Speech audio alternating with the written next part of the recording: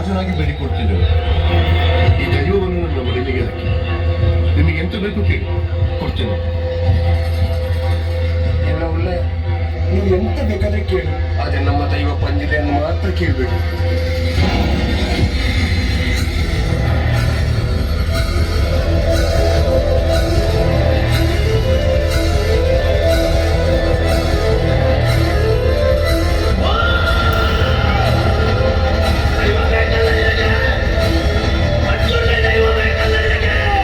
ನಿನ್ನ ಬಿಟ್ಟು ಬೇರೆ ಎಂತ ಬೇಡ ಪಂಚುರ್ಲಿ.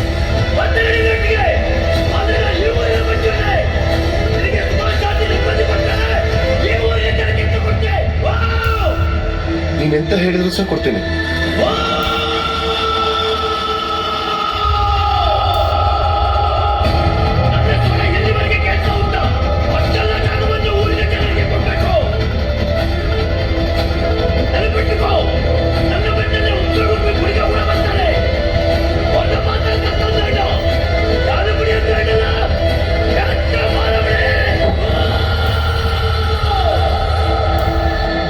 ಆಯ್ತು ಪಂಜುರ್ಲಿ.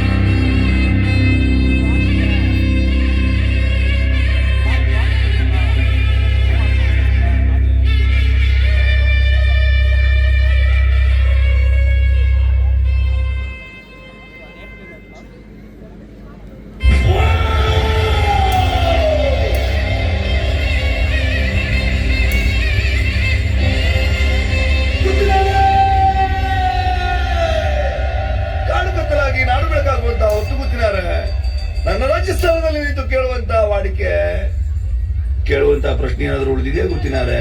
ಪಂಜುರ್ಲಿ, ಸದ್ಯಕ್ಕೆ ನಮ್ಮ ಹತ್ರ ಕೇಳುವಂತ ಪ್ರಶ್ನೆ ಏನಿಲ್ಲ. ನನ್ಗೆ ಉಂಟು. ಈ ಜಾಗ, ಈ ಆಸ್ತಿ, ಈ ಭೂಮಿ ಇದ್ಯಾವುದು ಈ ಊರಿನವರದಲ್ಲ. ಆಯ್ತು ಮಾರ, ನಿಮ್ಮದಲ್ಲ, ನನ್ನದು. ಇದನ್ನ ನೀನ್ ನನಗೆ ಹಿಂತಿರುಗಿಸಿ ಕೊಡ್ಬೇಕು. ಬಹಳ ಒಳ್ಳೆ ಪ್ರಾರ್ಥನೆ ಗೊತ್ತಿನಾರೆ. ನಿಮ್ಮ ಜಾಗ ನಾನು ಹಿಂದಿರಿಸಿ ಕೊಡ್ತೇನೆ, ಊರವರ ಜಾಗವನ್ನು ನಾನು ನಿಮ್ಗೆ ಹಿಂದಿರಿಸಿ ಕೊಡ್ತೇನೆ. ಆದ್ರೆ ನಾನಿಲ್ಲಿವರೆಗೆ ನಿಮಗೆ ಕೊಟ್ಟಂತ ನೆಮ್ಮದಿಯನ್ನು ನೀವು ಹಿಂತಿರಿಸಿ ಕೊಡ್ಬೋದಾ ಗೊತ್ತಿನಾರೆ? ಈಗ ನಿಂಗೆ ಕೊಡಿಸ್ಲಿಕ್ಕೆ ಆಗುದಿಲ್ವಾ? ತೊಂದರೆ ಇಲ್ಲ, ಇದರ ತೀರ್ಮಾನ ಎಲ್ಲಿ ಆಗ್ಬೇಕೋ ಅಲ್ಲಿ ಮಾಡಿಸ್ಕೊಳ್ತೇನೆ ನಾನು. ಕೋರ್ಟ್ಗೆ ಹೋಗ್ತಿ, ಆದ್ರೆ ನಿನ್ನ ತೀರ್ಮಾನ ಮೆಟ್ಲಲ್ಲಿ ನಾನು ಮಾಡ್ತೇನೆ. ಜಾಗ ಊರಿನವ್ರದ್ದು, ಅದರ ತೀರ್ಮಾನ ಇವತ್ತಲ್ಲ, ಮುಂದೊಂದು ಕಾಲ ಬರ್ಬೇಕಾಗ್ತದೆ. ಊರಿನವರಿಗೆ ಸೇರಿದ್ದ ಇದು ದೈವ ಮಾತಾಡುದ, ದೈವ ನರ್ತಕ ಮಾತಾಡುದ?